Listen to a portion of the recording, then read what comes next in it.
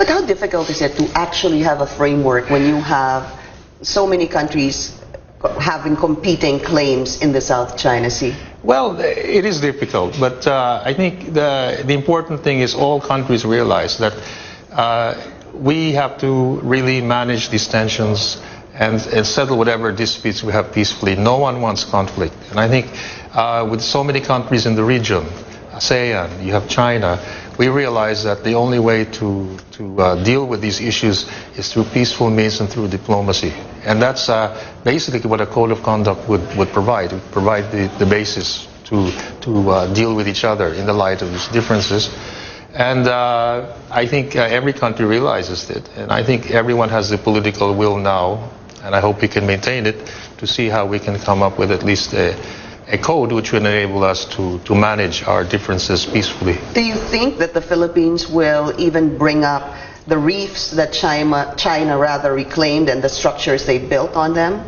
Well, this is an issue which ASEAN has actually brought up a number of times in various communiques, the need that developments in the South China Sea should not be those which increase tensions and or heighten tensions, and also to urge all countries to avoid measures which would tend to create further or escalate tensions in the region. So these are the issues that ASEAN and Philippines and even China have been talking about for years in ASEAN.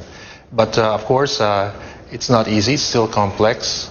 Situation is always evolving, and we have to keep this always within our radar. But even if it's been talked about, Secretary, China has continued to build structures there, and in fact, it's even ready to take on or host planes. It's really militarization of artificial islands.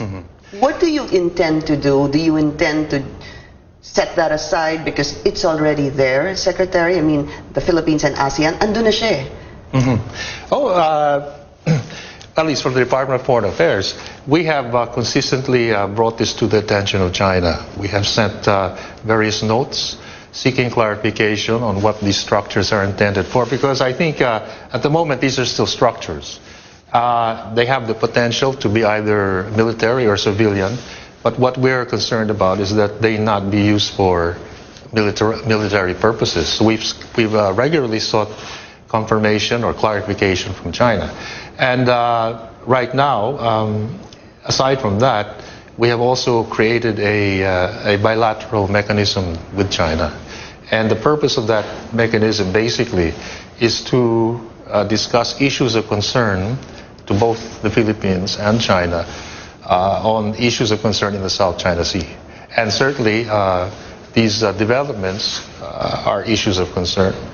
And I foresee that this will probably be an important part of the agenda when we meet China, discussing these matters. So not just note verbals anymore, but an actual discussion on these artificial islands. Face-to-face dialogue. But you see, is there anything you can do about it? It's built, sir. Well, we have to talk about it and find out what's being used. I mean, as I said, these are exactly why we need, for example, these dialogues, why we need a code of conduct, is that while these things are going on, and no one wants to have a conflict, so the only way you can really address them and, let's say, voice out your concerns is through dialogue and through diplomatic means. So what was the common answer when note verbals were sent seeking clarification on these artificial islands? Well, they have basically been saying that China has sovereign rights because they claim the dispute. We claim some areas too. So you see, so you're in that kind of point where you have to discuss because no one wants to settle these conflicts through conflict.